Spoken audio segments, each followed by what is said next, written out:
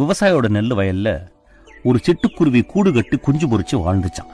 ஒரு நாள் அந்த தாய்க்குருவி இறதேடி வெளியே போன சமயத்துல அந்த விவசாயி வந்த வயலை பார்த்து, நெல்லு நல்ல பருவத்துக்கு வந்துருச்சு, வெளியூர்ல இருந்து ஒரு 20 ஆளுங்களை வர வச்சு அறுவடை பண்ணிடலான்னு தன்னோட மனைவி கிட்ட பேசிக்கிட்டே போனாராம். அதை கேட்டுக்கிட்டு இருந்த குஞ்சுங்க தாய்க்குருவி வந்த உடனே அழுதுகிட்டே விஷயத்த சொல்லிச்சுங்களாம். தாய்க்குருவி கவலைப்படாதீங்கன்னு சொல்லி சமாதானப்படுத்துச்சான். 5-6 நாள் கழிச்சு வழக்கம் போல தாய்க்குருவி இறதேடி வெளியே போன சமயத்துல அந்த விவசாயியும் அவங்க மனைவியும் வந்தாங்களாம். நெல்லு நல்லா முத்திருக்கு, இதுக்கு மேல வெளியூர் ஆளுங்களை நம்பி பிரயோஜனம் இல்ல, நம்ம ஊர்லயே ஒரு 10 பேரை வச்சு அறுவடை பண்ணிடலான்னு பேசிக்கிட்டே போனாங்களாம். அதை கேட்ட குஞ்சுங்க தாய்க்குருவி வந்த உடனே அழுதுகிட்டே சொல்லிச்சான். அப்பவும் அந்த தாய்க்குருவி கவலைப்படாதீங்கன்னு சொல்லி சமாதானப்படுத்தி தூங்க வச்சுச்சான்.